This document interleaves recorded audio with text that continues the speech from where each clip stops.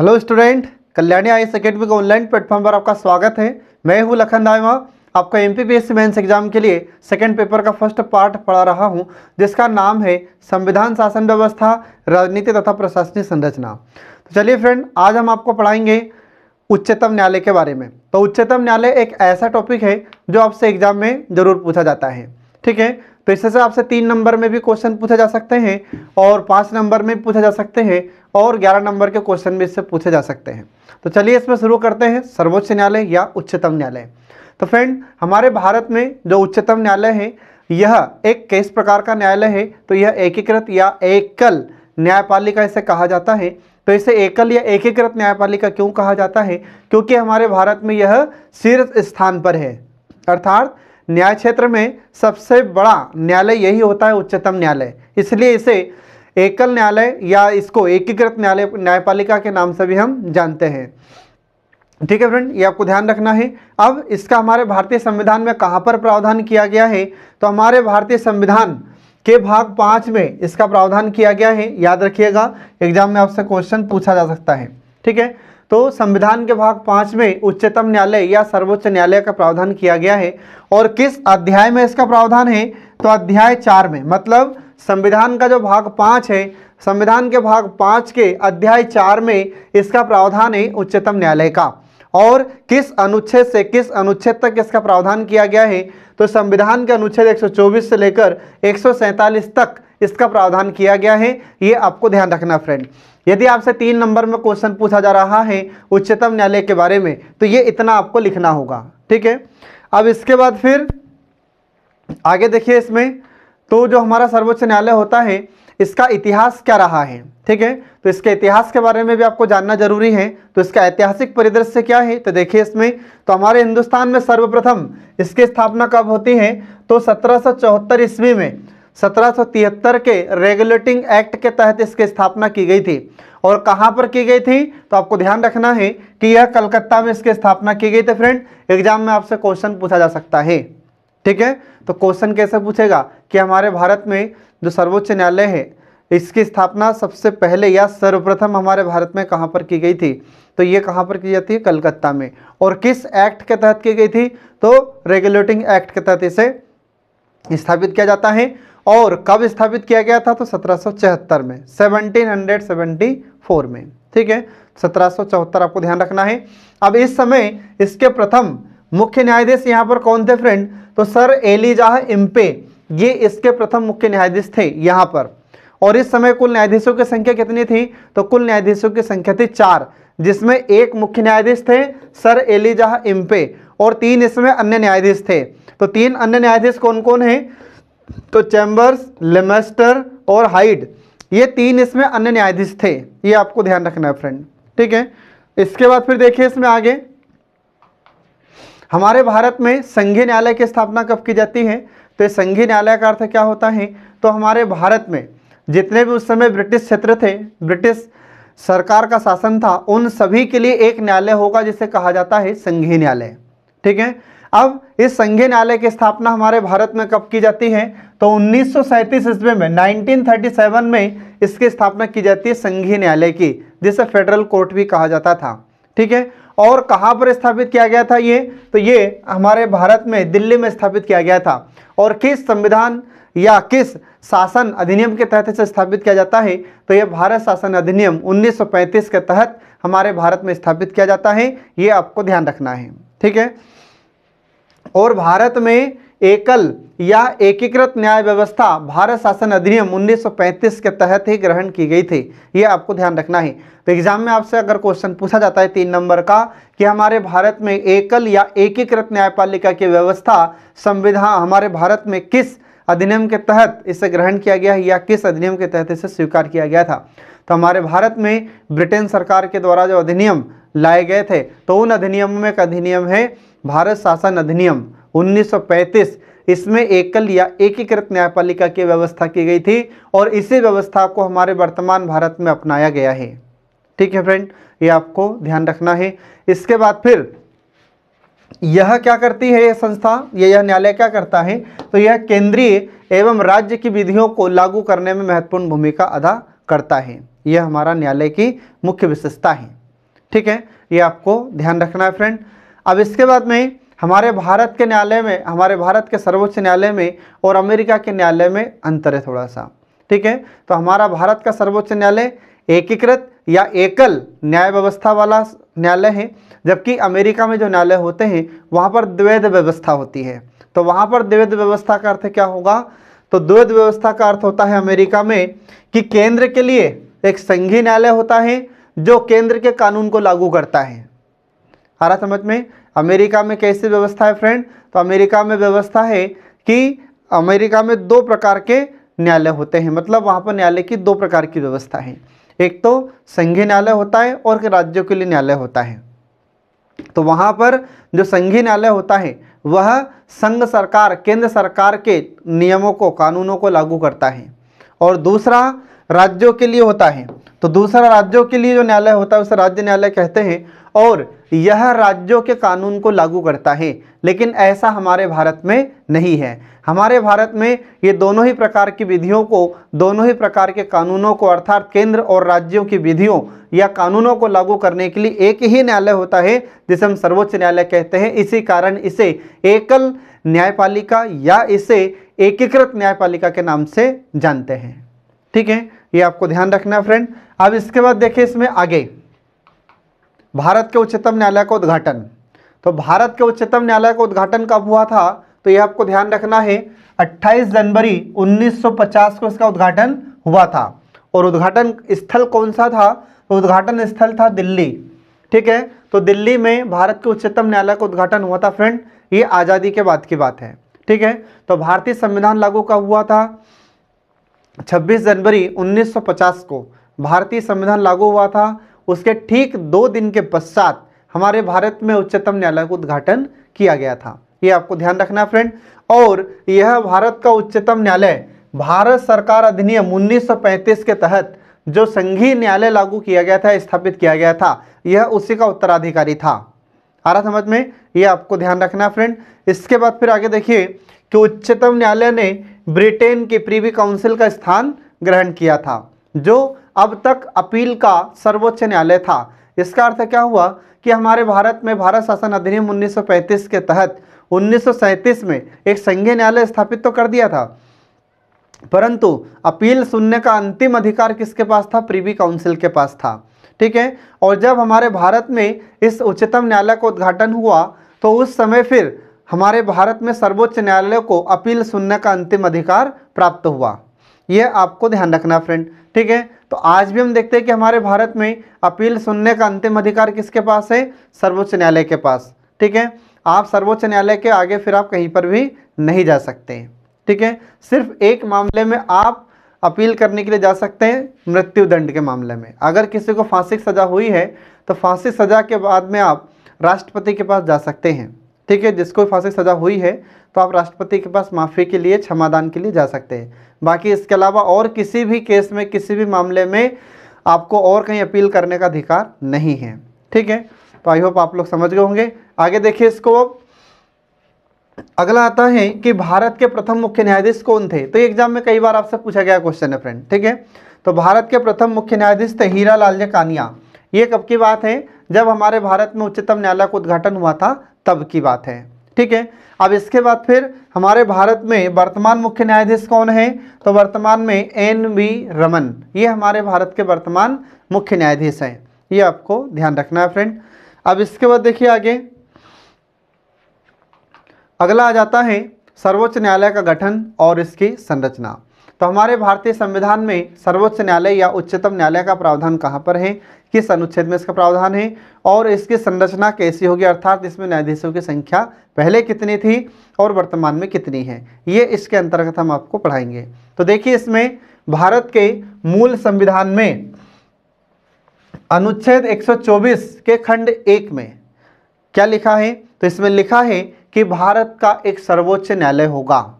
ठीक है, इसे सर्वोच्च न्यायालय को उच्चतम न्यायालय भी कहा जाता है, इसमें कंफ्यूज नहीं होना है आपको। ठीक है, अब इसके बाद देखिए इसमें तो संविधान के अनुच्छेद 124 के खंड 1 में लिखा है कि भारत का एक सर्वोच्च न्यायालय होगा और इसमें एक मुख्य न्यायाधीश के अतिरिक्त 7 अन्य न्यायाधीश होंगे। ये उस समय हमारे भारतीय संविधान के अनुच्छेद 124 के खंड 1 में लिखा हुआ है। ठीक है। और जब तक संसद विधि द्वारा, विधि का मतलब होता है कानून, और जब तक संसद विधि के द्वारा अधिक संख्या नहीं बढ़ाती तब तक संख्या इनकी यही रहेगी। ये इसमें लिखा हुआ है संविधान के अनुच्छेद 124 के खंड 1 में, ठीक है।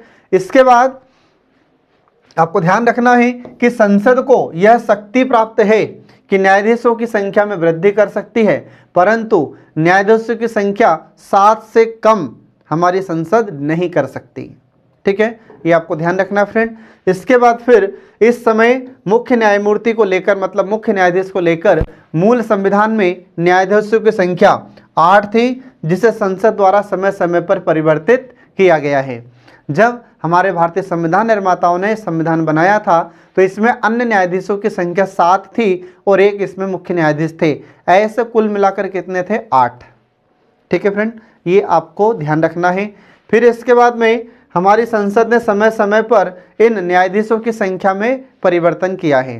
तो देखिए इसमें कब कब हमारी संसद ने इन न्यायाधीशों की संख्या में परिवर्तन किया है, तो इनकी संरचना देखिए, ठीक है।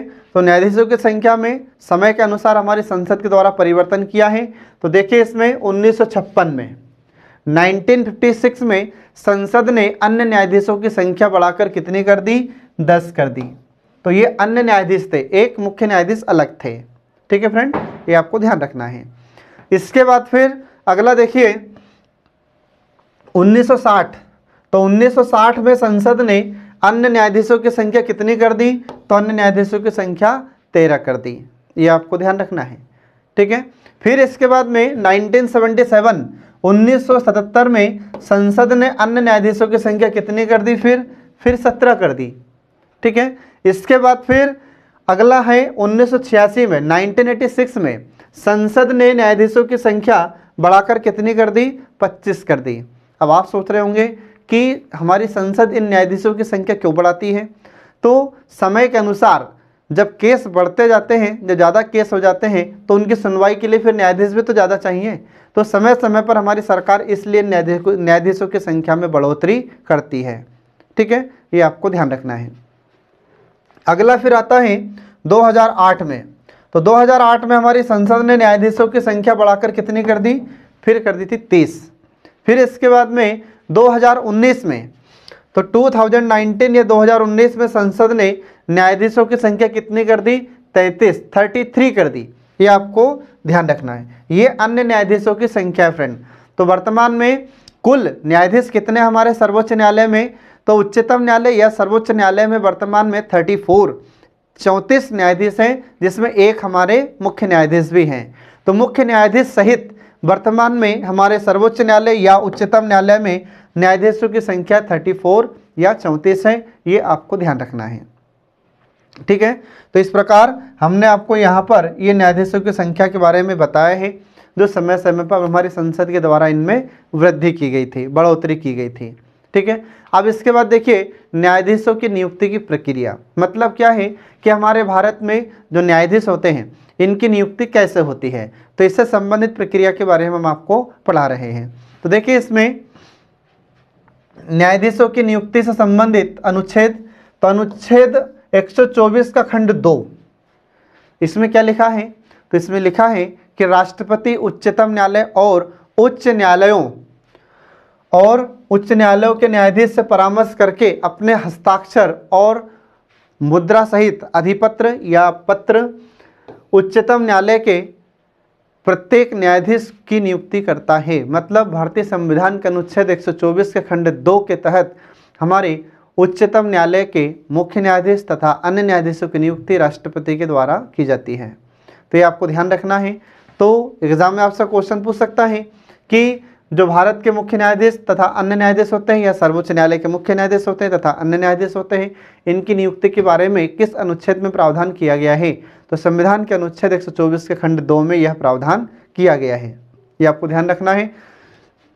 इसके बाद फिर अगला आता है कि मुख्य न्यायाधीश के अतिरिक्त अन्य न्यायाधीशों की नियुक्ति के संदर्भ में राष्ट्रपति द्वारा भारत के मुख्य न्यायाधीश से परामर्श लेना आवश्यक है। ये आपको ध्यान रखना है।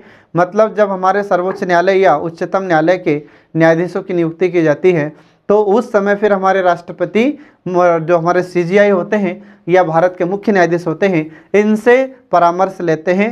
ये आपको ध्यान रखना है। परामर्श का अर्थ है यहाँ पर सलाह लेना, ठीक है। इसके बाद फिर भारतीय संविधान के अनुच्छेद 124 के खंड 2 में वर्णित या लिखित जो परामर्श शब्द है, तो परामर्श का तात्पर्य यहाँ पर एक व्यक्ति के परामर्श से नहीं है, बल्कि अनेक न्यायाधीशों के परामर्श से है। आ रहा समझ में? तो यही स्पष्टीकरण अनुच्छेद 124 के खंड 2 में भी किया गया है।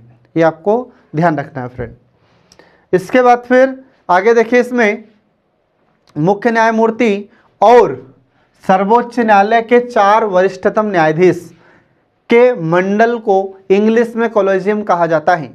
और इसी कॉलेजियम या इसी मंडल के परामर्श से या इसी के परामर्श या इसी के सलाह से जो सिफारिश की जाती है, और इसी सिफारिश के अनुसार हमारे भारत में जो न्यायाधीश होते हैं उनकी नियुक्ति राष्ट्रपति के द्वारा की जाती है। ये आपको ध्यान रखना फ्रेंड। आ रहा समझ में? इसके बाद फिर जो मुख्य न्यायमूर्ति की नियुक्ति होती है, तो मुख्य न्यायमूर्ति की नियुक्ति वर्तमान में वरिष्ठता के आधार पर होती है। मतलब कि हमारे भारत में सुप्रीम कोर्ट के जो न्यायाधीश होते हैं उनमें जो वरिष्ठतम होता है, उनमें जो सीनियर मोस्ट होता है, तो उस वरिष्ठतम न्यायाधीश को हमारे सर्वोच्च न्यायालय का मुख्य न्यायाधीश राष्ट्रपति नियुक्त करते हैं, ठीक है। ये आपको ध्यान रखना है फ्रेंड। इसके बाद फिर इस व्यवस्था के विकल्प के तौर पर कौन सी व्यवस्था? तो जो हमारे भारत में कॉलेजियम सिस्टम है, तो ये जो कॉलेजियम सिस्टम है इसको हिंदी में कहा जाता है मंडल। मतलब हमारे भारत में जो न्यायाधीश होते हैं और मुख्य न्यायाधीश होते हैं, तो इनकी नियुक्ति किस आधार पर होती है? तो इसके लिए एक व्यवस्था है जिसको हम कहते हैं मंडल या कॉलेजियम कहते हैं, ठीक है। तो इस मंडल में, इस कॉलेजियम में कौन कौन होते हैं, इसके बारे में हम आपको थोड़ा सा डिटेल में आगे बताएंगे, ठीक है। अब इसके बाद में ये जो व्यवस्था है, कॉलेजियम व्यवस्था या मंडल व्यवस्था होती है, तो इस व्यवस्था के विकल्प के तौर पर हमारे भारत सरकार की ओर से एक राष्ट्रीय न्यायिक नियुक्ति आयोग, जिसका संविधान संशोधन अधिनियम नंबर है कि 99वां संविधान संशोधन अधिनियम 2014, ये लाया गया था हमारी सरकार की ओर से, जिसको सर्वोच्च न्यायालय ने असंवैधानिक घोषित कर दिया था। आ रहा समझ में? तो इसका कारण क्या है, क्यों हमारे सर्वोच्च न्यायालय ने इस राष्ट्रीय न्यायिक नियुक्ति आयोग को असंवैधानिक घोषित कर दिया है, ये हम आपको आगे बता रहे हैं, ठीक है। तो अब आगे देखिए, इसमें पहले देखिए इसमें कॉलेजियम सिस्टम। तो कॉलेजियम सिस्टम या इसी को मंडल व्यवस्था के नाम से हम जानते हैं। तो इसमें कुल न्यायाधीशों की संख्या कितनी होती है? तो इसमें कुल न्यायाधीशों की संख्या होती है फ्रेंड 5। तो कुल न्यायाधीश इसमें 5 होते हैं, जिसमें एक इसमें मुख्य न्यायाधीश होता है और 4 इसमें अन्य वरिष्ठ न्यायाधीश होते हैं। तो ऐसे कुल 5 सदस्य इसमें होते हैं। आ रहा समझ में? और न्यायाधीशों की नियुक्ति के लिए इसी मंडल की आम सहमति होना आवश्यक है। यदि कॉलेजियम के 2 न्यायाधीश किसी न्यायाधीश के निर्णय के विरुद्ध हैं, तो राष्ट्रपति के समक्ष इस मंडल या इस कॉलेजियम की सिफारिश नहीं भेजी जाती या इसकी सलाह को नहीं भेजी जाती राष्ट्रपति के पास। इसमें सभी न्यायाधीशों का, सभी सदस्यों का सहमत होना आवश्यक होता है। इनकी सभी की सहमति के बिना राष्ट्रपति के पास सिफारिश नहीं की जाती, ठीक है। इसके बाद जब ये सभी सदस्य या इस कॉलेजियम सिस्टम के सभी न्यायाधीश पूर्ण सहमति से किसी भी न्यायाधीश की नियुक्ति संबंधी प्रस्ताव को पारित कर देते हैं, तो फिर राष्ट्रपति के पास जाता है वह प्रस्ताव और राष्ट्रपति उस पर हस्ताक्षर कर देते हैं और नियुक्ति हो जाती है ऐसे न्यायाधीश की, ठीक है। इसके बाद फिर कॉलेजियम के निर्णय में उच्चतम न्यायालय के मुख्य न्यायाधीश का निर्णय सदैव शामिल होना चाहिए। इसका मतलब है कि जब भी हमारा कॉलेजियम सिस्टम या हमारी मंडल व्यवस्था जब भी कोई निर्णय लेती है, तो इसमें हमारे सर्वोच्च न्यायालय के जो मुख्य न्यायाधीश होते हैं उनकी सहमति होना अति आवश्यक है। उनकी सहमति के बिना यह सिफारिश राष्ट्रपति तक नहीं जाएगी। आ रहा समझ में? ये आपको ध्यान रखना है फ्रेंड। अब इसके बाद देखिए, इसमें आगे अगला आ जाता है राष्ट्रीय न्यायिक नियुक्ति आयोग, ठीक है। तो अभी भी हम देख रहे हैं कि हमारे भारत में जो न्यायाधीश हैं और मुख्य न्यायाधीश है तथा अन्य न्यायाधीश हैं, इन सभी की नियुक्ति हमारे कॉलेजियम सिस्टम या मंडल व्यवस्था के आधार पर ही की जा रही है, ठीक है। तो आगे देखिए, जो राष्ट्रीय न्यायिक नियुक्ति आयोग है, इसको इंग्लिश में कहा जाता है national judicial appointment commission, short form में से कहा जाता है NJAC। ठीक है, इसको शॉर्ट फॉर्म में क्या कहते हैं, इसको NJAC ये इसको कहा जाता है। ठीक है फ्रेंड, तो इसका फुल फॉर्म क्या हो गया, नेशनल जुडिशियल अपॉइंटमेंट कमीशन, ये इसको कहा जाता है। किसको, राष्ट्रीय न्यायिक नियुक्ति आयोग को। तो इसे किस संविधान संशोधन के तहत हमारी सरकार गठित करना चाहती थी। ठीक है, संसद के द्वारा तो इसे पारित कर दिया गया था, परंतु हमारे सर्वोच्च न्यायालय ने इसे असंवैधानिक घोषित किया था। तो क्यों किया है ये हम आपको आगे बता रहे हैं। तो देखिए, इसमें राष्ट्रीय न्यायिक नियुक्ति आयोग के लिए एक संशोधन पेश किया जाता है और इसे पारित भी कर दिया गया था। तो इसका फिर नंबर बनता है 99वां संविधान संशोधन अधिनियम 2014, ये इसका नंबर हुआ। ठीक है, तो 99वां संविधान संशोधन अधिनियम यह 2014 में हमारी संसद के द्वारा पारित किया जाता है। और यह न्यायिक नियुक्ति आयोग अधिनियम 2014 कहलाया। आ रहा समझ में, इस अधिनियम का नाम क्या हो गया फिर, न्यायिक नियुक्ति आयोग अधिनियम 2014, ये इसका नाम हुआ। और संविधान संशोधन नंबर कौन सा था, तो संविधान संशोधन नंबर 99वां संविधान संशोधन अधिनियम 2014, ये आपको ध्यान रखना है। ठीक है, तो इसमें न्यायिक नियुक्ति आयोग से संबंधित प्रावधान था। फिर आगे देखिए इसमें, तो इसने सर्वोच्च न्यायालय एवं उच्च न्यायालय के न्यायाधीशों की नियुक्ति के लिए बने कॉलेजियम प्रणाली को समाप्त करके एक नए सिस्टम, एक नए आयोग को स्थापित करने का प्रावधान किया था इस अधिनियम ने। आ रहा समझ में, इस अधिनियम में किसका प्रावधान था, इस अधिनियम में यह प्रावधान था कि बहुत पुराने समय से जो कॉलेजियम सिस्टम चला आ रहा था, इस कॉलेजियम सिस्टम को समाप्त कर एक नया आयोग होगा जिसका नाम होगा राष्ट्रीय न्यायिक नियुक्ति आयोग। ठीक है, इसका प्रावधान इस अधिनियम में किया गया था, परंतु दुर्भाग्यवश हमारे सर्वोच्च न्यायालय ने इसे असंवैधानिक घोषित करार दिया है और यह समाप्त हो गया है। ठीक है, जो अभी तक अस्तित्व में नहीं आया है। ठीक है, अब सुप्रीम कोर्ट ने इसको रद्द ही कर दिया है, असंवैधानिक घोषित कर दिया है, तो फिर इसका कोई सवाल ही नहीं होता, अब तो खत्म हो चुका है अभी। ठीक है, अब इसके बाद देखिए इसमें संरचना किस प्रकार की थी, मतलब जो राष्ट्रीय न्यायिक नियुक्ति आयोग था इसकी संरचना कैसे थी, इसमें कौन कौन सदस्य होते थे। तो कौन थे इसमें, देखिए तो इसमें कुल 6 सदस्य थे।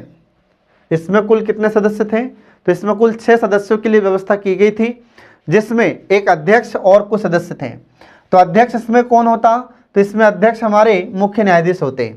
तो सर्वोच्च न्यायालय के मुख्य न्यायाधीश इस आयोग के अध्यक्ष होते। और इसमें 2 सदस्य होते। 2 सदस्य कौन होते हैं इसमें, तो 2 सदस्य इसमें वरिष्ठतम न्यायाधीश होते। इसके बाद एक सदस्य इसमें कौन होता, तो एक सदस्य इसमें कानून एवं न्याय मंत्री होता।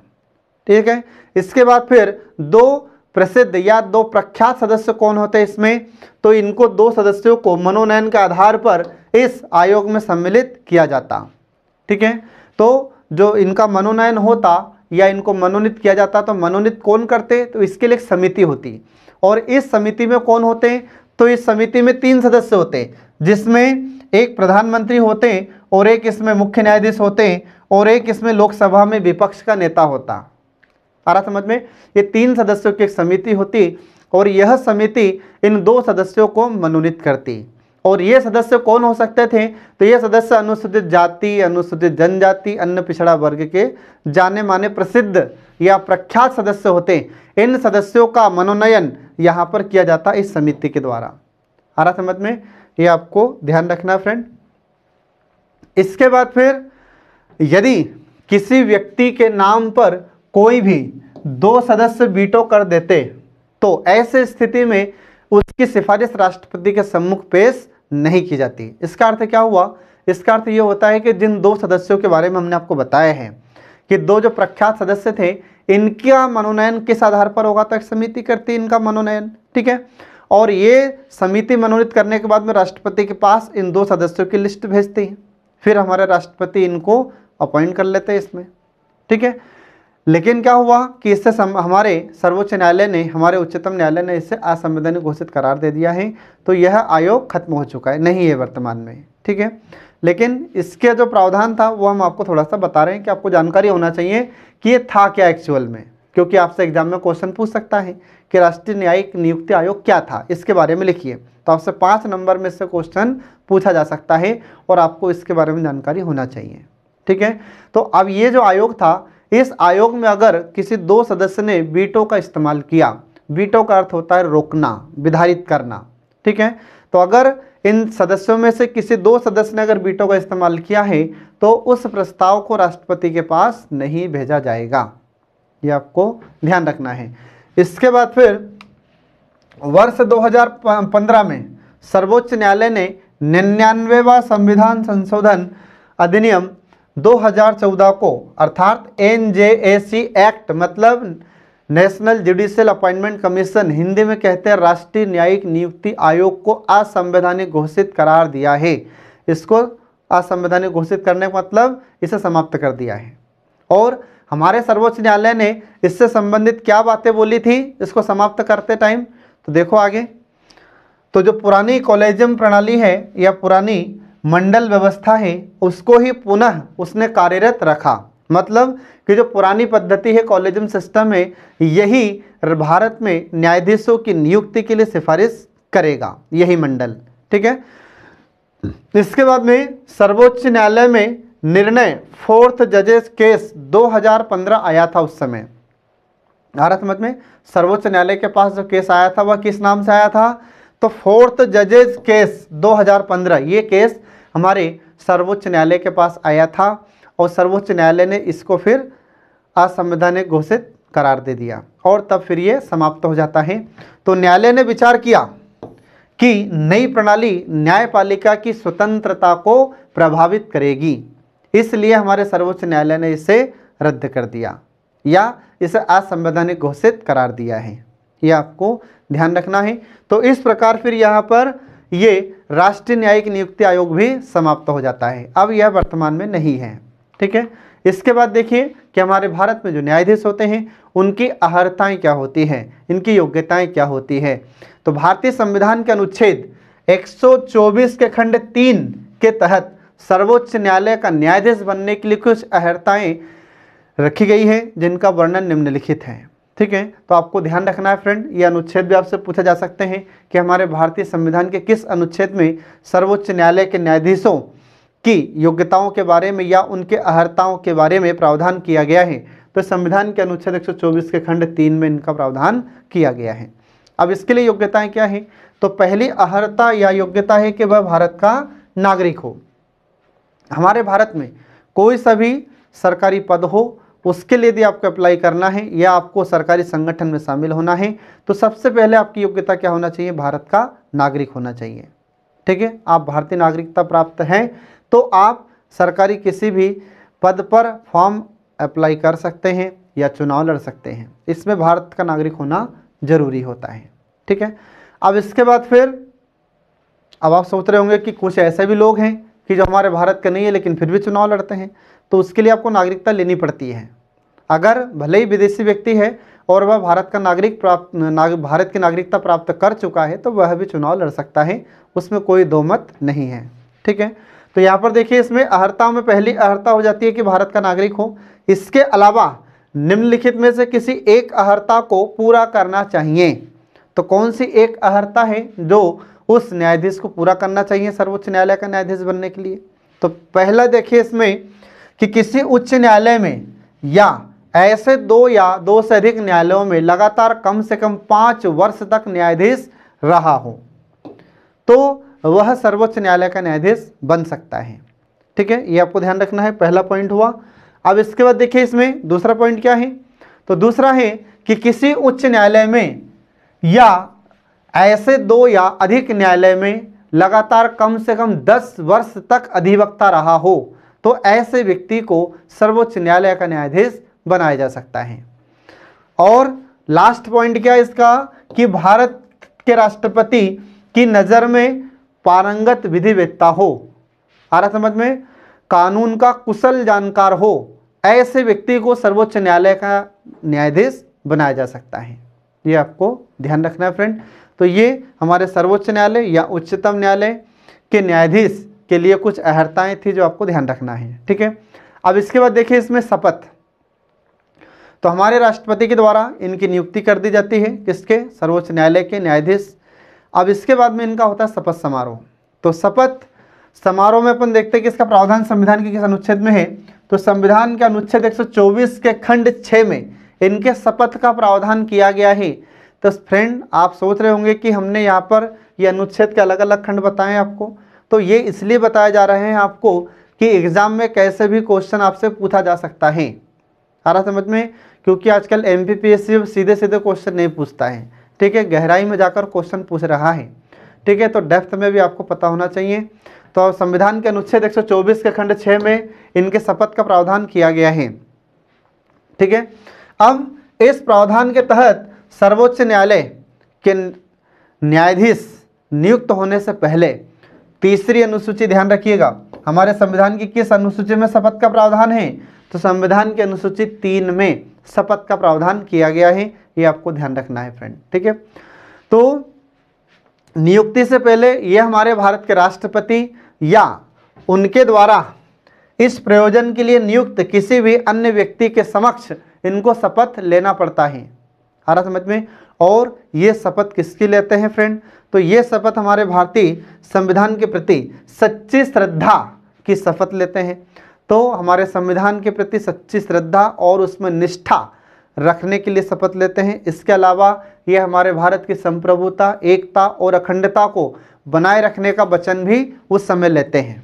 ये अपने शपथ में ये लोग इस वचन को लेते हैं, ठीक है, ये आपको ध्यान रखना फ्रेंड।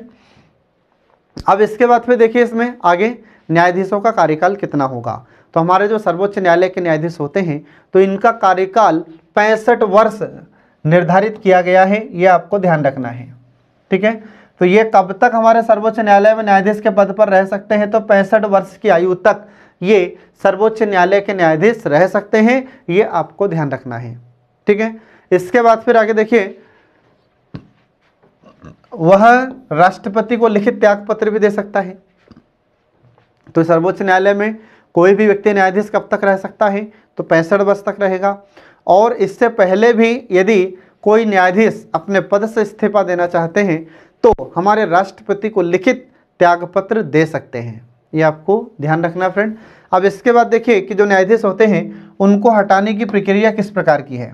तो हमारे भारत में सर्वोच्च न्यायालय के जो न्यायाधीश होते हैं उनको हटाने की प्रक्रिया है। तो इसका प्रावधान संविधान में कहाँ पर है? तो इसका प्रावधान हमारे भारतीय संविधान के अनुच्छेद 124 के खंड 4 में किया गया है, ये आपको ध्यान रखना है, ठीक है। अब इसमें देखिए, तो न्यायाधीश को हटाए जाने संबंधी हम इसमें महाभियोग शब्द का प्रयोग करते हैं, लेकिन ध्यान रखिएगा कि हमारे भारतीय संविधान में न्यायाधीशों को हटाने के लिए महाभियोग जैसे किसी शब्द का प्रयोग नहीं किया गया है। तो महाभियोग जैसी प्रक्रिया या महाभियोग जैसे शब्द का प्रयोग सिर्फ और सिर्फ हमारे राष्ट्रपति के लिए किया जाता है। लेकिन आजकल क्या हो गया है, सामान्य भाषा में सब इसे महाभियोग ही कहने लगे हैं, ठीक है, लेकिन एक्चुअल में हमारे राष्ट्रपति के लिए महाभियोग जैसी प्रक्रिया और महाभियोग जैसे शब्द का प्रयोग किया जाता है, ठीक है। तो आपको ध्यान रखना फ्रेंड।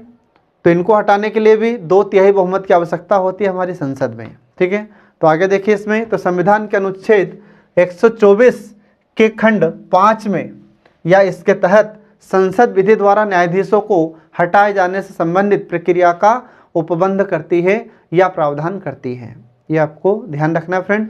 अब इसके बाद फिर न्यायाधीशों को हटाए जाने की प्रक्रिया की शुरुआत संसद के दोनों सदन में से किसी भी सदन में किया जा सकता है। मतलब कि किसी न्यायाधीश को यदि हटाना है तो उसको हटाने के लिए किसी भी सदन में प्रक्रिया शुरू हो सकती है या प्रस्ताव लाया जा सकता है, ये आपको ध्यान रखना है। इसके बाद फिर यदि लोकसभा से शुरुआत होती है तो इसमें 100 सदस्यों का समर्थन जरूरी होता है, और यदि राज्यसभा में किसी भी न्यायाधीश को हटाने के लिए प्रक्रिया प्रारंभ होती है तो उसके लिए 50 सदस्यों का समर्थन जरूरी है। 50 सदस्यों का हस्ताक्षर अध्यक्ष या सभापति को देने के बाद ही प्रस्ताव पेश किया जा सकता है, ये आपको ध्यान रखना है। इसका मतलब क्या हुआ? इसका मतलब ये हुआ कि यदि राज्यसभा में या लोकसभा में किसी भी न्यायाधीश के खिलाफ में महाभियोग जैसी प्रक्रिया या उनको हटाने के लिए प्रस्ताव लाना है तो लोकसभा में अगर इस प्रस्ताव को रखा जाएगा तो कम से कम 100 सदस्यों का समर्थन हस्ताक्षर सहित होना चाहिए।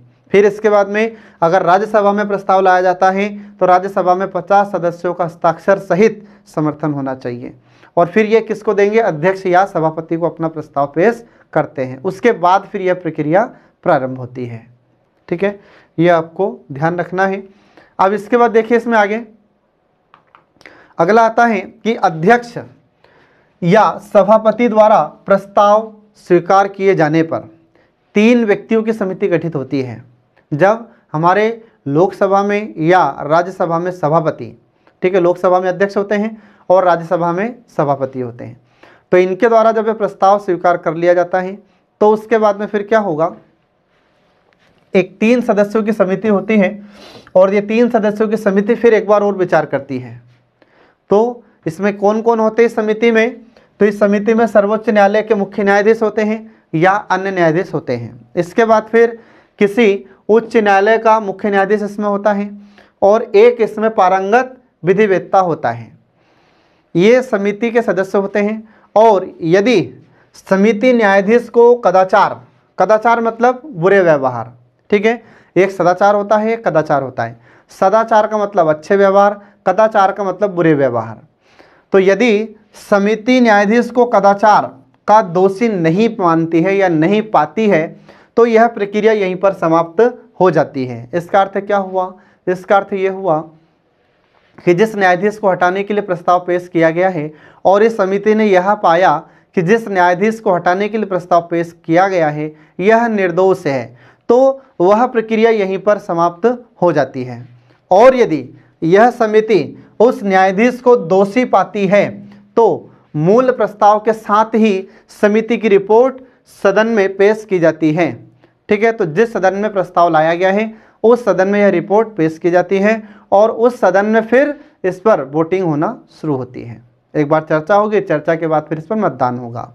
तो इसमें फिर कितने सदस्यों का समर्थन या कितने सदस्यों का मत आवश्यक होता है, तो इसमें उपस्थित और मतदान करने वाले सदस्यों के 2/3 सदस्यों का उपस्थित होना अनिवार्य है या 2/3 सदस्यों का मत या बहुमत मिलना आवश्यक होता है दोनों ही सदन में। जिस सदन में प्रस्ताव पेश किया गया है पहले तो उस सदन में पास होगा 2/3 बहुमत से, और फिर जब एक सदन इसको पास कर देता है तो दूसरे सदन में जाता है, दूसरे सदन में चर्चा होगी और दूसरा सदन भी यदि उसे 2/3 बहुमत से, मतलब उपस्थित और मतदान करने वालों के 2/3 बहुमत से उस प्रस्ताव को पास कर देते हैं, पारित कर देते हैं, तो हमारे राष्ट्रपति के पास फिर यह प्रस्ताव जाता है और राष्ट्रपति उन्हें हटने का या हटाए जाने का आदेश जारी करते हैं। ठीक है, ये ऐसी इनकी प्रक्रिया होती है हटाने की। इसके बाद फिर क्या ऐसा हमारे भारत में अभी तक हुआ है कि किसी न्यायाधीश को इस प्रक्रिया के तहत हटाया गया है? तो एक बार हमारे भारत में सर्वोच्च न्यायालय के या उच्चतम न्यायालय के एक न्यायाधीश थे जिनका नाम था वी रामास्वामी। तो वी रामास्वामी के खिलाफ में एक बार महाभियोग जैसी प्रक्रिया से हटाने के लिए प्रस्ताव रखा गया था, लेकिन यह लोकसभा में ही पारित नहीं हुआ। जब लोकसभा में पारित नहीं हुआ तो फिर यहीं पर यह प्रक्रिया समाप्त हो जाती है। ठीक है फ्रेंड, ये आपको ध्यान रखना है। तो ये इनके कुछ हटाने संबंधी जो न्यायाधीश हैं इनको हटाने की प्रक्रिया हमने आपको बताई है।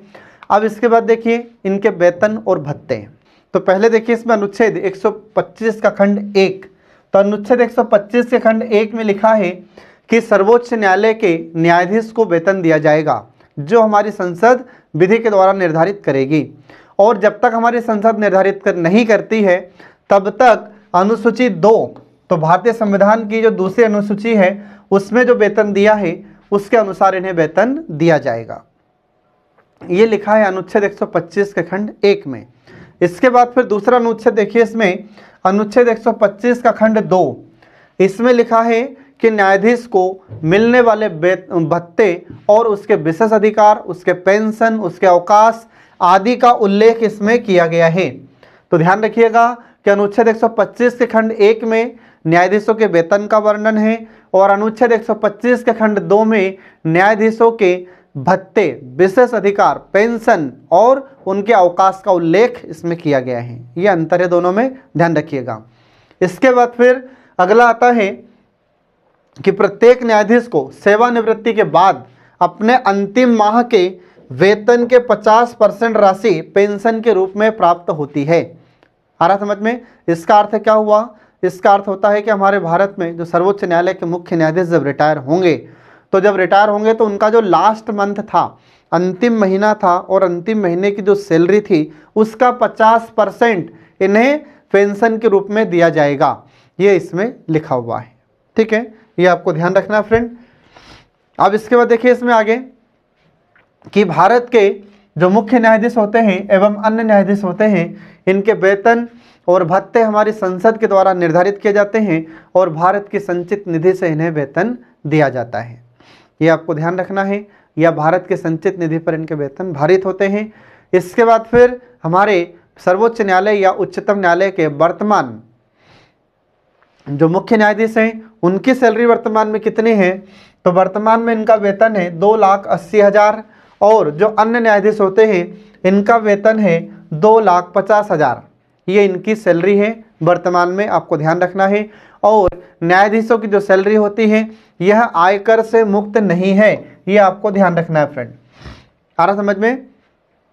न्यायाधीशों की जो सैलरी होती है और न्यायाधीशों की जो आय होती है ये आयकर से मुक्त नहीं है, ये आपको ध्यान रखना है। इसके बाद फिर न्यायाधीशों के वेतन, भत्तों, इनके अधिकारों तथा इनके कार्य शर्तों में कोई अलाभकारी परिवर्तन नहीं किया जा सकता जब तक ये अपने पद पर बने रहते हैं। आ रहा समझ में? इसके बाद फिर अनुच्छेद 360 के तहत या अनुच्छेद 360 के प्रावधानों के अंतर्गत जब वित्तीय आपातकाल की उद्घोषणा होती है तो उस समय इनके वेतन और भत्तों में कटौती की जा सकती है, अन्यथा नहीं। जब वित्तीय आपातकाल लगेगा तब ही इनकी सैलरी में, इनके भत्तों में कटौती की जा सकती है।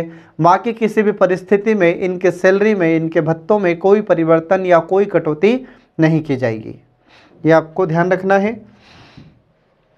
इसके बाद देखिए फिर इसमें तदर्थ न्यायाधीशों की नियुक्ति। तदर्थ का मतलब क्या होता है? अस्थायी रूप से।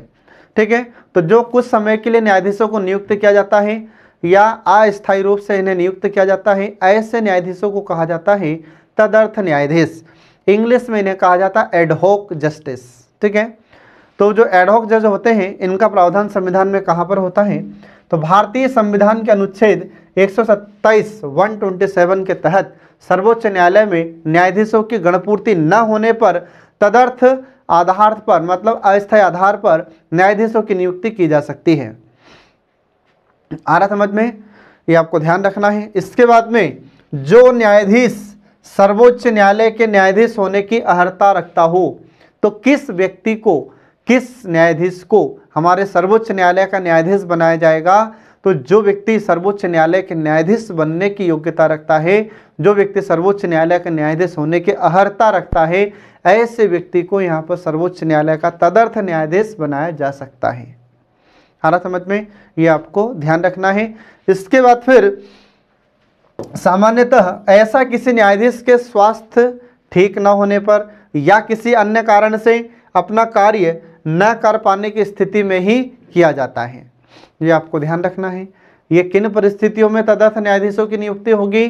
तो या तो हम देखते हैं कि कोई न्यायाधीश असमर्थ है आने में, या उसने इस्तीफा दे दिया है, या उसका स्वास्थ्य सही नहीं है, आदि कारणों से जब न्यायाधीशों की कमी हो जाती है तो फिर ऐसी परिस्थितियों में तदर्थ न्यायाधीशों की नियुक्ति का प्रावधान हमारे संविधान में किया गया है, ये आपको ध्यान रखना है। अब इसके बाद देखिए फ्रेंड, इसमें सर्वोच्च न्यायालय का मुख्य न्यायाधीश इस आशय से उस न्यायाधीश से लिखित अनुरोध कर सकता है, अगर कोई योग्य है या कोई भी व्यक्ति ऐसा योग्य है सर्वोच्च न्यायालय के न्यायाधीश बनने के, तो हमारे सर्वोच्च न्यायालय का मुख्य न्यायाधीश उस व्यक्ति से लिखित रूप में अनुरोध कर सकता है। इसके बाद फिर इसके लिए कुछ शर्तें पूरी करनी पड़ती हैं, तब जाकर उस व्यक्ति को सर्वोच्च न्यायालय का तदर्थ न्यायाधीश के रूप में नियुक्ति की जा सकती है। तो कौन कौन से? तो पहला है कि उसे संबंधित उच्च न्यायालय के मुख्य न्यायाधीश से परामर्श करना होगा जहां से तदर्थ न्यायाधीश को लेना है। आ रहा समझ में?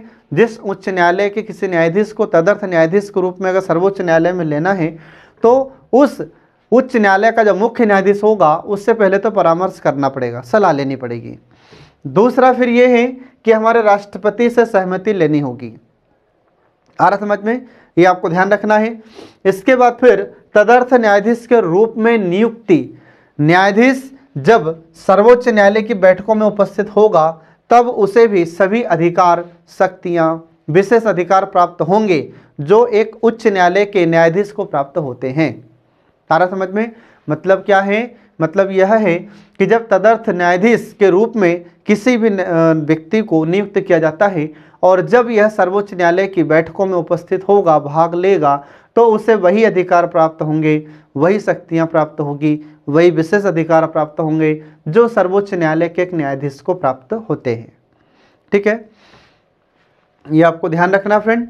अब इसके बाद देखिए आगे, तो अगला है इसमें सेवानिवृत्त न्यायाधीशों की उपस्थिति। ठीक है, अब जो सेवानिवृत्त न्यायाधीश होते हैं उनकी उपस्थिति किस आधार पर हो सकती है, तो ये इसमें आगे देखिए। तो भारतीय संविधान के अनुच्छेद 128 में यह प्रावधान है कि आवश्यकता पड़ने पर सेवानिवृत्त न्यायाधीशों को भी अल्पकाल के लिए, मतलब कुछ समय के लिए, सर्वोच्च न्यायालय के न्यायाधीश के रूप में बैठने और उन्हें कार्य करने का अनुरोध भी इनसे किया जा सकता है। आ रहा समझ में? तो ये आर्टिकल आपको याद रखना होगा, ये अनुच्छेद आपको ध्यान रखना होगा कि जब हमारे भारत में आवश्यकता पड़ती है या न्यायाधीशों की संख्या में कमी हो जाती है, तो ऐसे स्थिति में जो सेवानिवृत्त न्यायाधीश हो चुके हैं, ऐसे न्यायाधीशों को पुनः उनके पद पर कार्य करने के लिए, बैठने के लिए उनसे अनुरोध किया जा सकता है। ये आपको ध्यान रखना है। इसके बाद फिर सर्वोच्च न्यायालय के अवकाश प्राप्त न्यायाधीश या उच्च न्यायालय के अवकाश प्राप्त न्यायाधीश जो सर्वोच्च न्यायालय का न्यायाधीश बनने के योग्य हो, ऐसे न्यायाधीशों को, ऐसे व्यक्तियों को सर्वोच्च न्यायालय का न्यायाधीश बनने के लिए अनुरोध किया जा सकता है। ये आपको ध्यान रखना है। ठीक है, अब इसके बाद देखिए आगे आता है कि सर्वोच्च न्यायालय का मुख्य न्यायाधीश राष्ट्रपति की पूर्व सहमति से, ठीक है, ऐसे न्यायाधीश से लिखित अनुरोध कर सकता है। तो जो भी सेवानिवृत्त न्यायाधीश है, अगर उससे फिर से कार्य करने के लिए अनुरोध किया जाएगा तो पहले किससे अनुमति लेनी पड़ती है? तो पहले हमारे महामहिम या हमारे राष्ट्रपति से अनुमति लेनी पड़ती है। किसको लेनी पड़ती है अनुमति? तो हमारे जो सर्वोच्च न्यायालय के मुख्य न्यायाधीश हैं, ये पहले हमारे राष्ट्रपति से अनुमति लेंगे, उसके बाद फिर ऐसे सेवानिवृत्त न्यायाधीशों को फिर से कार्य करने के लिए अनुरोध किया जाता है। ठीक है, ये आपको ध्यान रखना है फ्रेंड। अब इसके बाद फिर देखिए इसमें आगे कि जो सेवानिवृत्त न्यायाधीश होते हैं, तो सेवानिवृत्त न्यायाधीश पर उपयुक्त कोई बात तब तक लागू नहीं होगी जब तक वह मुख्य न्यायाधीश के अनुरोध पर अपनी सहमति नहीं दे देता। आ रहा समझ में? ये सभी बातें कब लागू होगी? जब जिस व्यक्ति को सेवानिवृत्त न्यायाधीश, जिसको हम फिर से कार्य करने के लिए बुला रहे हैं या हमारे मुख्य न्यायाधीशों से फिर से कार्य करने के लिए बुला रहे हैं, और वह व्यक्ति जब तक अपनी सहमति व्यक्त नहीं करता है तब तक ये कोई सी भी बात उस पर लागू नहीं होती है। इसके बाद में फिर सेवानिवृत्त न्यायाधीश यदि सर्वोच्च न्यायालय में न्यायाधीश की भूमिका में है तो वह न्यायाधीशों को मिलने वाले सभी अधिकारों और विशेषाधिकारों का अधिकारी होता है या हकदार होता है। मतलब कि जब सर्वोच्च न्यायालय में यह सेवानिवृत्त न्यायाधीश जब कार्य करेगा, बैठकों में भाग लेगा, तो यह भी क्या होगा? तो न्यायाधीशों को मिलने वाले जो अधिकार हैं वही अधिकार इन्हें भी प्राप्त होगा। ये आपको ध्यान रखना है। ठीक है, इसके बाद फिर सेवानिवृत्त न्यायाधीश के वेतन भत्ते ये राष्ट्रपति तय करते हैं। जरूरी नहीं कि ये सर्वोच्च न्यायालय के जो न्यायाधीश होते हैं इनके बराबर इनका वेतन भत्ता हो, ऐसा जरूरी नहीं है।